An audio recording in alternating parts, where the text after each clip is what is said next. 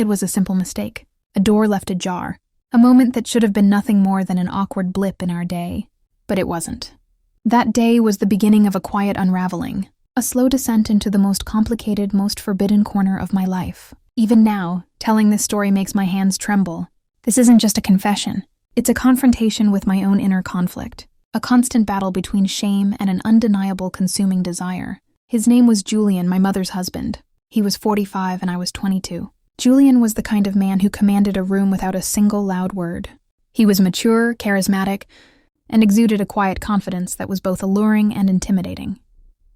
He was my mother's second husband, and our relationship had always been polite but distant. That is, until that day. My mom, Clara, was out with her friends. She was a whirlwind of energy, always chasing a good time. A free spirit, she'd call herself. I'd call her someone who was devoted to her friends, but not necessarily to the idea of loyalty in the deeper sense. The house was left to Julian and me. It was a quiet evening, or at least that's what I expected. I had retreated to my room to change clothes. Standing in front of my mirror, dressed only in my underwear, I was about to slip on a sundress when I heard the faint sound of the door creaking open. "Eiler, your door's open," he said softly from the doorway. His voice, calm but strong, was enough to jolt me. My head snapped toward the sound and my breath caught in my throat. There he was, his eyes on me. Time seemed to freeze. I didn't move. I didn't cover myself. I just stood there caught in a moment of pure, blinding shock. The cool air on my skin, the hum of the refrigerator from downstairs, all of it faded, replaced by the deafening beat of my own heart. He hesitated, his hand resting on the door frame, a silent question in his posture. His gaze lingered for just a beat too long, and in that beat, a wave of confusion and something else. Something unexplainable crashed over me. It was a feeling of being completely intensely seen. My heart pounded against my ribs. It was only a few seconds, but in those seconds the world tilted on its axis. "I'm sorry," he finally said, his eyes finally moving away from me. But his voice didn't sound entirely apologetic. It held a hint of hesitation, as if he wasn't sure if he truly regretted what he had just seen. He stepped back, but his presence still filled the room even after he closed the door. "It's fine," I murmured, my voice a shaky whisper. But I knew it wasn't fine.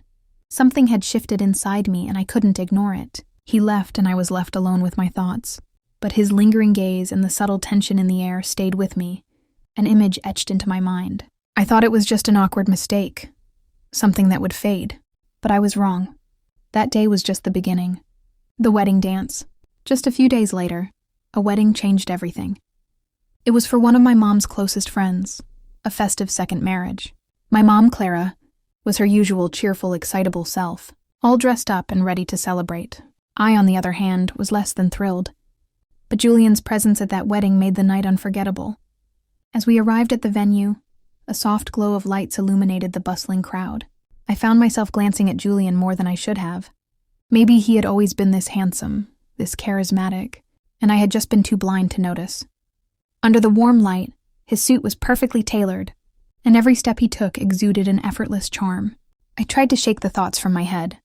"Don't be ridiculous, Ayla," I told myself, but my eyes kept wandering back to him. A slow song started playing. My mom and Julian were in the middle of the dance floor, swaying to the rhythm, Clara with her usual carefree smile. Then mid-dance, she turned to me and grinned. "Julian asked to dance," she said. "I need to gossip with my friends for a bit." Something inside me jolted awake. My heart started racing. Julian hesitated for a moment, then smiled and extended his hand toward me. His eyes held an expression that was unbothered, confident. "Come on, Ella," he said, his tone light and easy. "You'll have to teach me a few moves." With his easygoing demeanor, I couldn't refuse. I reached out hesitantly. "Sure," I replied, my voice a nervous tremor. As we walked toward the dance floor, I felt the prickle of 1,000 eyes on us. The moment his hand found its place on my waist, my breathing quickened. The scent of his cologne, the warmth of his touch. It was all so real.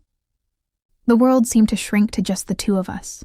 "Ella, I had no idea you were this talented," he said with a warm smile. "Dancing with you is genuinely enjoyable." There was a certain charm in his voice that struck a chord deep within me. I avoided his gaze, trying to mask the chaotic emotions flickering inside me. "I'm just doing my best," I said, but the tremor in my voice betrayed me. Julian's smile grew softer. "Don't sell yourself short," he said. and I felt his hand press more firmly against my waist. This isn't just dancing. We're sharing something. Don't you feel it? That was the moment I knew. The connection wasn't just about the dance. My body moved in time with the music, but my heart and mind were spinning out of control. The crowd, my mom, the noise, everything else faded away. There was only Julian and the hands holding me steady. The confusion and desire inside me were overpowering. During the dance, "It's okay," I said quickly, my voice a little shaky. "Really, it's no big deal. Those things happen." He paused but didn't stop dancing, his eyes steady on mine. "If it made you uncomfortable, I want you to know that wasn't my intention. I wanted to get your attention." My heartbeat quickened. I wasn't uncomfortable. I wanted to tell him. Not in the way he thought. Instead, I was fighting the strange thrill that was beginning to rise inside me. "Really, it's fine." The air between us thickened. I was acutely aware of his hand on my waist, and the sincerity in his gaze stirred something deep within me. The intensity didn't last long. As the music slowly came to an end, we stopped dancing. "Thank you," Julian said with a gentle smile. "You're truly a wonderful dance partner." I simply nodded, my heart still racing. "Thank you too," I said softly. I quickly returned to my table, but Julian lingered for a moment, his eyes still on me. Those lingering glances made it clear that whatever this was between us was not over. It had just begun. When Clara returned, her face was bright with a smile. "What a lovely dance," she said. "You both looked amazing out there." Her compliment only made me feel more flustered, but I tried to play it off. "It was fun," I said with a faint smile. Julian simply nodded politely. "Guess what?" Clara said, clapping her hands excitedly. "After the wedding, the girls and I are having a bachelorette party. Girls only. Julian, you'll take Ara home, right?" Julian smiled lightly. "Of course, that's no problem." A pang of discomfort settled in my chest. Clara didn't seem to care that she was leaving her husband alone on a night when she should have been by his side. Having fun with her friends was clearly her priority. When the wedding ended, Julian and I walked to the car together. Clara had already left with her friends. The silence between us during the drive was almost tangible. I stared out the window, trying not to feel the need to fill the quiet. Julian eventually broke the silence. "Clara, sometimes she has different priorities," he said, his eyes fixed on the road ahead. "But even so, it surprises me how thoughtless she can be at times. Nights like these, you'd expect your partner to be by your side, wouldn't you?"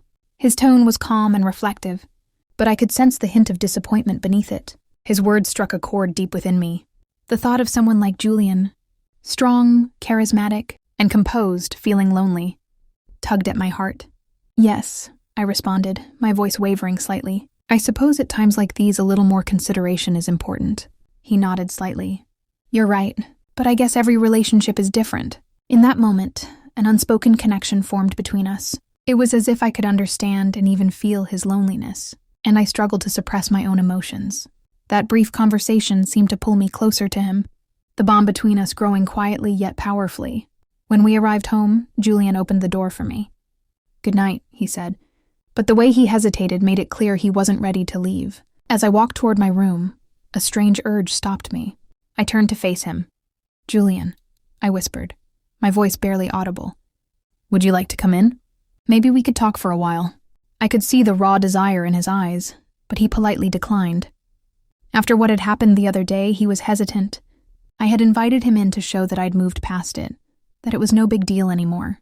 But instead, I found myself retreating to my room, replaying Clara's behavior and Julian's words over and over. I could feel his loneliness. It affected me more than I wanted to admit. A quiet confession. Sitting on the edge of my bed, I tried to calm myself down. But the thoughts in my head wouldn't quiet. Why was I thinking about him so much? Why couldn't I stop replaying the moment he walked into my room? The hours crept by. Clara still hadn't returned, and the house grew quieter. As I wrestled with my thoughts, the sound of my door suddenly opening made me freeze. I looked up to see Julian standing in the doorway. His eyes held a sense of determination, but his expression was conflicted. "Julian," I said, unable to hide the surprise in my voice. "What are you doing here?" He closed the door behind him, but didn't step any further into the room. He just stood there as if debating with himself. "Eiler," he began, his voice low but thick with emotion. "You're right. Clara isn't fair to me. But tonight, I don't care about what she is or isn't doing." He took a step closer, his gaze locking onto mine. For a while now, I felt something for you. He admitted it, his voice steady, but laced with a subtle hesitation. Especially after that day, I walked into your room by accident. I can't get it out of my head. It was as though the air had been sucked out of the room. I couldn't speak. I couldn't even think.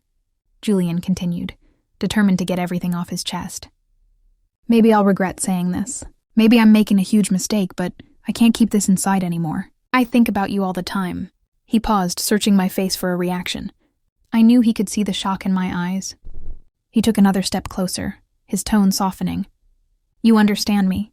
Maybe you don't realize it, but you see me. That's something Clara has never been able to do.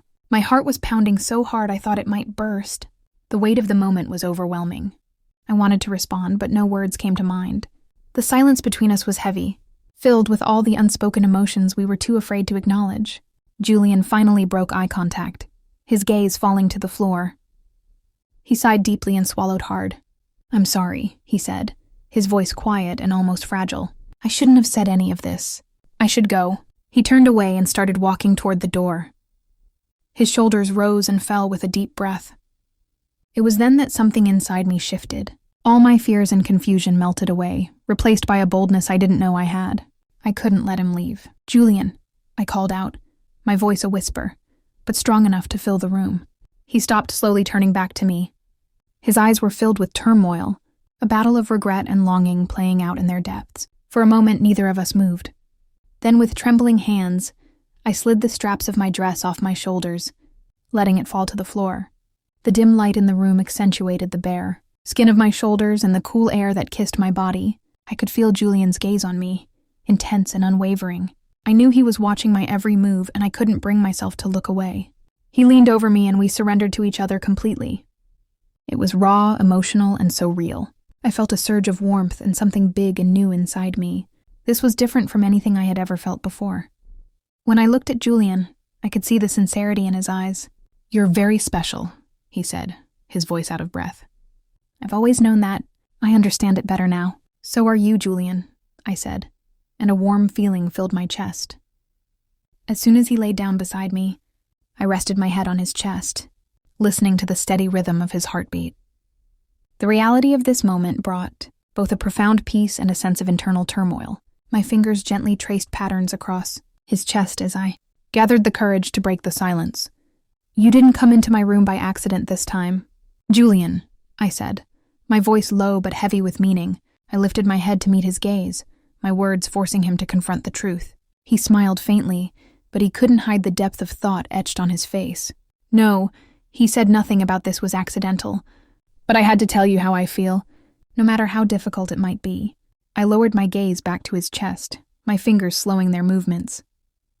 Taking a deep breath, I spoke again. You're such a special and incredibly attractive man. Julian, but what happens after this? How do we continue? My mom, people. Julian tilted his head slightly, pulling me closer to him as he ran his fingers through my hair. His voice was calm but filled with emotion. I don't know. The only thing I do know is that here in this moment, everything feels real. You being close to me, I can't deny it. His words only deepened the storm inside me, but at the same time, his honesty soothed me.